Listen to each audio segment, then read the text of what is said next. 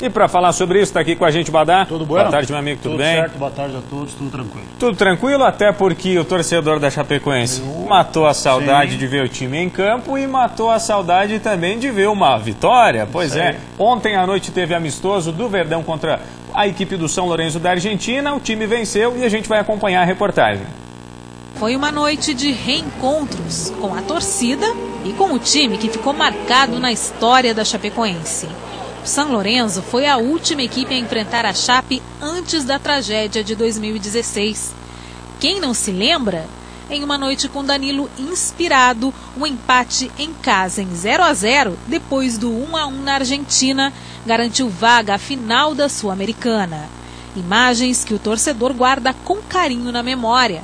Mas ontem o Verdão entrou em campo com foco nos próximos desafios. A partida desta quarta-feira valia a Taça Mário Lansnaster e mais do que isso, era a oportunidade de se preparar para a volta do Brasileirão e testar mudanças no time. E não foram poucas. Eduardo entrou na vaga deixada por Apodi, que foi para a Arábia Saudita. No lugar de Arthur Caíque, transferido para o Egito, entrou Vinícius. Luiz Otávio substituiu Douglas na zaga, que por questões contratuais não deve enfrentar o Bahia, adversário da Chapecoense na volta do Brasileirão. Mas a ausência que pegou todo mundo de surpresa foi a do goleiro Jandrei. Em meio a uma negociação com Sampdoria da Itália, o atleta foi preservado. Ivan começou no gol. E com a bola rolando, a torcida ainda estava conferindo as novidades quando saiu o primeiro gol. Com 1 minuto e meio de jogo, o Wellington Paulista abriu o placar e animou os 3.086 torcedores que enfrentaram o frio no estádio. Mas em seguida o time argentino se encontrou em campo, pressionou e na cobrança de escanteio empatou. A bola parada também foi a arma da Chapecoense para virar o jogo. No finalzinho do primeiro tempo, Luiz Otávio fez o segundo, depois da cobrança de falta de Luiz Antônio. No segundo tempo, as duas equipes fizeram muitas modificações. Na Chapecoense, estreias como a do meio argentino Agustín Dolfo e de Jean Roberto. O que não mudou foi o placar, apesar da pressão do São Lourenço.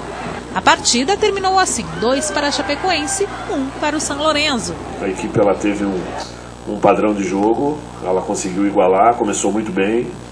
Depois eles tomaram conta, tiveram mais o controle do jogo. Não que eles tinham condições claras de gol, mas tinha jogadas pelos lados, né? Foram trocas, né, que a gente, em 45 minutos dos treinos que nós fizemos, para mim foi de grande valia, foi de uma exigência, assim, de um teste muito proveitoso. Nós pudemos rodar hoje, colocamos todo o elenco para rodar. No sábado, a Chapecoense deve fazer um jogo-treino contra o time da base.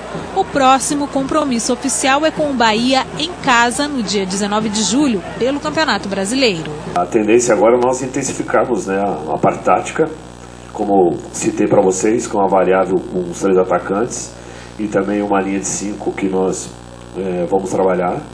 É importante a gente ter esses 3 sistemas, mas o que eu não quero é descaracterizar muito, né, daquilo que nós temos como identidade. Nós temos condições dentro de casa, de repente, de imprimir um ritmo mais forte, ou então a gente fazer, né, um 4-4-2 do jeito que nós trabalhamos. E aí, Badá, o que achou dessa vitória em amistoso contra a equipe argentina? Eu achei que foi bom, foi um amistoso válido, principalmente o primeiro tempo. Se imagina que a escalação, a formação do primeiro tempo, nesse momento, seja o time titular, né, pelas alterações. E são 4 alterações em relação àquele time que vinha jogando antes da parada para a Copa do Mundo, né?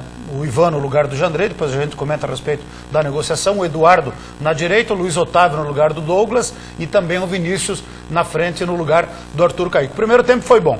Dá para valorizar a vitória, a atuação contra o São Lourenço, é um gigante do futebol argentino, sul-americano, mas na medida certa, sem exagero, porque os 3.000 e tantos torcedores que foram na Arena Condá viram de que o comportamento do time argentino, se é num jogo oficial, a gente conhece bem como é que jogam os argentinos. Bem diferente do que a gente viu eles jogando aqui. Mas nada tira o mérito da vitória da Chapecoense. O Wellington Paulista foi muito bem no primeiro tempo, fazendo 1-0. Daí, esse vacilo aí da defesa, o São Lourenço empatou. E depois, no finalzinho, o Luiz Otávio vai fazer 2-1 e foi o placar do jogo, né? Primeiro tempo, os dois times, digamos assim, completos, né? Com um futebol bom, bem jogado, jogando e deixando jogar. E então foi válido, foi válido. No segundo tempo, serviu para colocar todo mundo para jogar. A Chapecoense utilizou, para você ter uma ideia, 26 jogadores na partida. Então todos tiveram uma oportunidade de jogar um pouquinho. É bom para ter um pouco mais de ritmo do jogo.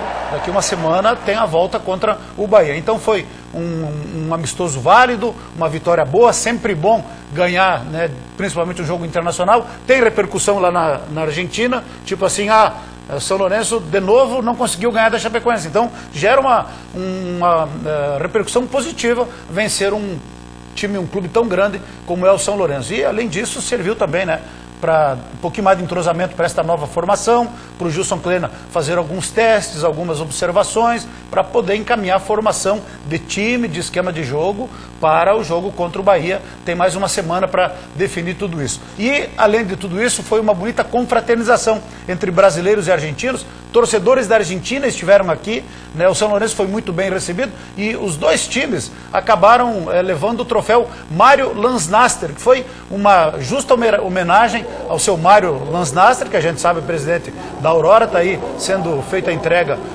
para o time da Chapecoense, que foi o vencedor, e o São Lourenço também, né? Porque acima de tudo foi um amistoso de amizade, de boa relação entre os dois clubes, que já tem uma história desde a Sul-Americana. Então, uma boa iniciativa da promoção do amistoso, também da escolha do adversário e de se homenagear o seu Mário Lansnaster e também a Aurora como um todo, né? E também, para finalizar, aí sim entrando na questão do goleiro Jandrei, que não jogou ontem, porque essa é uma negociação que não é nova, começou já alguns dias atrás com a Sampdoria da Itália. E ontem parece que teve um desfecho, o Jandrei está se transferindo, tanto é que ontem já teria se despedido dos colegas do grupo de jogadores, hoje pela manhã esteve lá na sede se despedindo também dos funcionários do clube, acertando detalhes da sua saída. A Chapecoense ainda não anuncia oficialmente por quê? Porque tem que estar tudo no papel, tem que estar tudo assinado, contrato, enfim, é uma negociação que foi comandada pelo presidente Maninho. Agora, como negócio de futebol, é um baita negócio para a Chapecoense. Por quê? Porque o Jandrei teve 60% do seu passe, vamos dizer assim, hoje eles chamam de vínculo, enfim, mas é passe. Continua a mesma coisa, é o passe do jogador. Comprou 60% do passe do Jandrei por 350 mil reais no início do ano passado, início de 2016. 60%, 350 mil reais junto ao Tubarão, que ficou com 40%. E agora está sendo vendido por 2,5 milhões de euros, o que dá algo em torno aí de mais de 11 milhões de reais, cabendo a parte para a Chapecoense em torno de 6 milhões e meio de reais. Então, analisando o negócio de futebol, foi uma super valorização, foi um baita negócio. Só que perde mais um titular, né? Perde mais um titular, perdeu já o Apodi, que saiu, foi para a Arábia. Alguns dias atrás vendeu o Arthur Caí, que ainda não se tem a informação oficial do clube por quanto, mas se chega a comentar em torno de 8 milhões de reais que teria sobrado para a Chapecoense. E agora perde também o Jandrei, por mais uns 6 milhões. Então, dinheiro entrou bastante. Agora precisa investir esse dinheiro em reposição, em contratação. Não adianta ter dinheiro no cofre, todo clube precisa de dinheiro, Chapecoense também precisa de receita, Chapecoense tem compromissos a serem cumpridos, né? Todo mundo sabe disso, ninguém tem dúvida em relação a isso. Agora não pode fragilizar muito o time e o elenco, tem que se confiar nesse grupo de 26 jogadores que ontem entraram. O grupo tem qualidade, tem quantidade. Agora o desafio ainda é longo, a temporada ainda é longa. Campeonato Brasileiro, jogamos apenas 12 partidas, tem mais 26 e tem ainda o desafio da Copa do Brasil contra o Corinthians. Então não dá para se acomodar, achar que tá tudo bem, está tudo certo, não.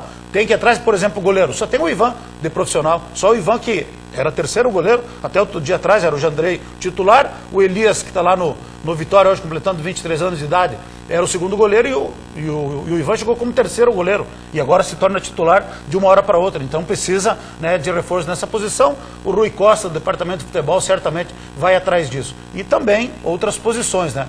Porque não adianta entrar agora, para finalizar rapidamente, entrar agora esses 13, 14 milhões, não sei quanto o clube deverá, né, anunciar oficialmente, com aquela transparência que sempre foi administrada a Chapecoense, quanto é que realmente vai entrar no clube. Só que assim, fazendo um parâmetro de valores desse ano. A Chapecoense nesse ano recebeu a cota da TV 32 milhões.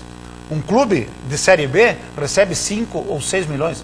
A diferença é absurda. E com a expectativa de que no ano que vem a Chapecoense poderá, quem sabe, até receber um valor maior né, com uma nova forma de distribuição de cotas. Então, não dá para correr o risco. Seria um prejuízo incalculável um rebaixamento. E para não correr nenhum tipo de risco e fazer uma Série A tranquila como todo mundo quer, precisa contratar, investir o dinheiro. Uma parte, pelo menos, daquilo que entrou da venda do Arthur Kaique e do Jandrei precisa ser investido em reforços. É isso aí. Investimento. Essa é a palavra, não é gasto. Não, investimento. É investimento. Com certeza. Vamos falar da Série B do Campeonato Catarinense. Na abertura do retorno, em apenas um jogo, foram 7 gols. O Camboriú goleou o time de Blumenau. Jogo transmitido pela Record News, primeira partida do retorno do Campeonato Catarinense da Série B, uma chuva de gols. Camboriú e Blumenau. O Beck saiu na frente com esse gol aí, ó, marcado pelo Juninho. Mas depois só deu Camboriú. O time do Mauro Ovelha decretou uma sonora goleada. O gol de empate foi marcado por Paulo Vinícius. O segundo gol da virada do Camboriú, marcado por Gabriel Pérez. Flávio Paulino marcou o terceiro.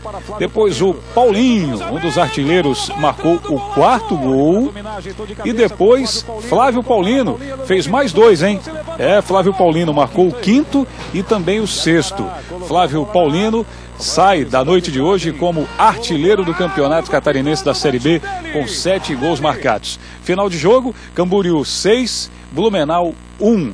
Próxima partida transmitida pela Record News, domingo, 3 horas da tarde, direto de Blumenau, tem Beck e Guarani de Palhoça. Fique o convite para você aí de casa.